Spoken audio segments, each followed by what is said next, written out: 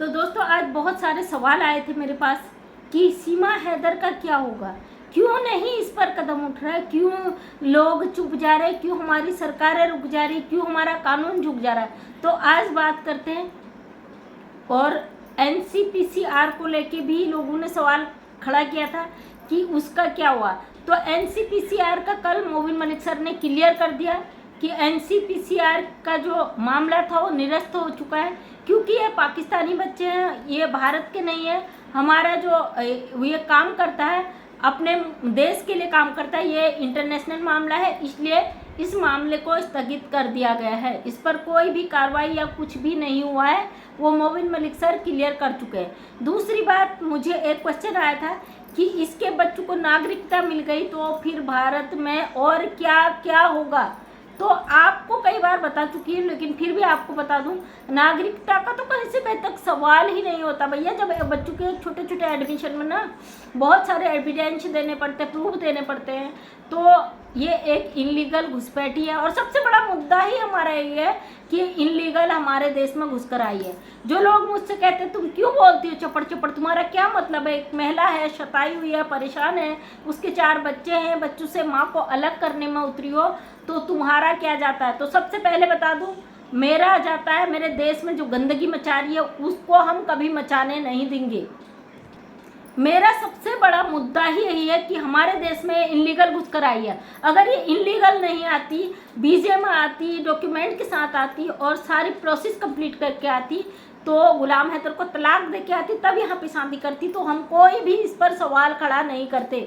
रही बात दूसरी, अभी एक महिला आई है, वो भी राजस्थान के चुरू गांव में आई है, तो उस महिला पे क्या किसी ने सवाल खड़े किए हैं।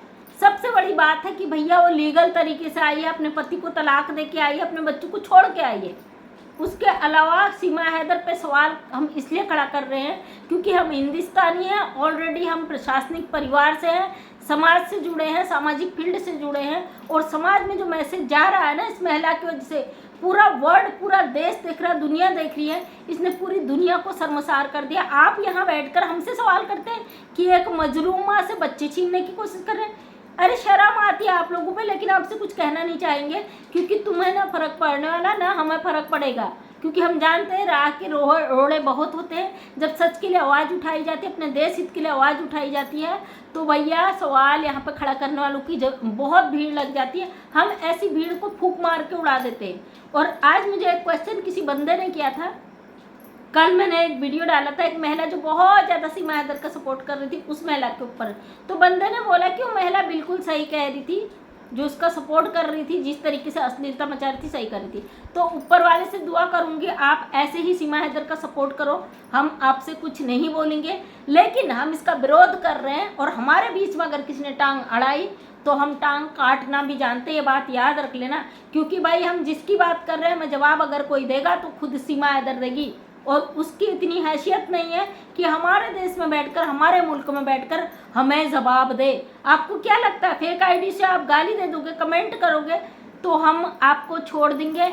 बिल्कुल भी नहीं। इंटरनेट का इस्तेमाल करते हो तो अपने दिमाग से करो, क्योंकि इंटरनेट में आप फेक आईडी भी यूज़ करते हो ना, सब कुछ आ जाता है। और वैसे भी हमारे कोई बड़ी बात नहीं भाई आईडी निकालना, आप बैठे रहोगे आईडी आपके गिरवान तक हाथ पहुँच जाएंगे गलत करने पर। और हाँ, जिसको सपोर्ट करना है सीमा हैदर का, खुलकर करो भाई, कोर्ट में करो, सोशल मीडिया पे करो, कहीं भी करो, लेकिन अगर हम विरोध कर रहे हैं तो आपको किसी ने ये इजाज़त नहीं दी है कि आप हमें रोकने की ज़रूरत करो। हम स्वतंत्र हैं, अपने देश में, अपने मुल्क में हैं, आज़ाद हैं। जिसको सपोर्ट करना है करो, जिसको विरोध करना करो, और हम इस औरत को यहाँ पे उत्पात मचाने नहीं देंगे। देख रहे हो ना, आजकल इसकी बोलती थोड़ी बंद हो गई, थोड़ी सी जुबान पे इसका कंट्रोल हो गया, थोड़ी बदतमीजियाँ कम हो गई। इसने हमारे देश में आकर जो गंदगी मचाई है, हमारे देश की जो वकील है उनको पर्सनल अटैक किया, जो बदतमीजियाँ की है, उसका जवाब इसको कानूनी तरीके से देना पड़ेगा। कुछ समय इंतजार करो, रुको जरा, सब्र करो, सब्र का फल मीठा होता भाई। और नागरिकता जो कह रहे हैं, दूर दूर तक कहीं तक रिश्ता नहीं भैया नागरिकता और सीमा हैदर का, और ना इसके बच्चों का, क्योंकि वो गुलाम हैदर के बच्चे हैं। उसका बाप जिंदा है, पाकिस्तानी सिटीजन है वो बच्चे, और बच्चों का जन्मसिद्ध अधिकार है कि उनको उनका हक मिले।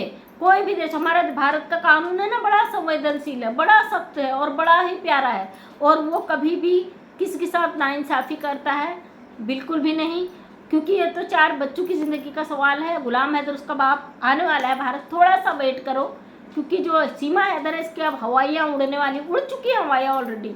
लेकिन मैंने कल वीडियो बनाया था ना, सॉरी आज सुबह, जिसमें $17 लाख आ रहा है, उसकी वजह से बेचारी टिकी हुई है।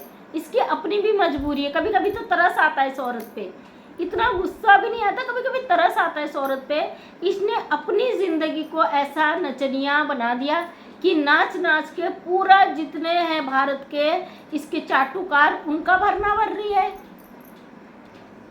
अपनी गलतियों को, अपने पाप को छुपाने के लिए इसे ठुमके लगाने पड़े, सोशल मीडिया पे पैसा कमाना पड़ा, लोगों के मुंह पे मारना पड़ा, फिर इसे वो तड़ी दिखानी पड़ रही, भैया मैं ही हूँ जो हूँ सर्वे सर्वा। क्यों होता है ना, जो घर का हमारा मुखिया होता है, जो कमा कर पैसे हाथ में रखता है ना हमारा, हम चाहे दिन भर कितना ही काम करें, सबकी सेवा करो, वो नज़र नहीं आता है। लेकिन जो इनकम करके लाता भैया, इनकम वो सबसे बड़ा होता है। वो जब आपके हाथ में नोट की गड्डी रखता है ना पूरे महीने ड्यूटी करके, तो फिर इज्जत कितनी बढ़ जाती है भैया, सैलरी आई उसके नाम से। तो सीमा हैदर इतनों का पेट पाल रही है, इतनों का घर चला रही है, इतनों का मुंह बंद कर रही है, तो भैया उसको पूरा अधिकार है कि वो बोले।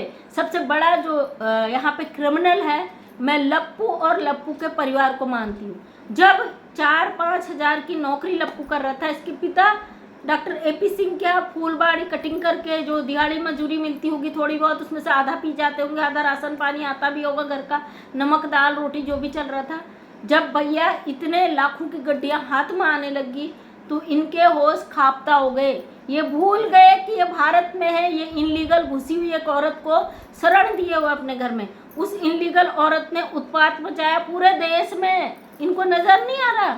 और साथ में एक ऐसी महिला है, कहते हैं ना डायन भी 7 घर छोड़ के वार करती है, ये अपने ही बच्चों को घुसा के ले आई भारत में।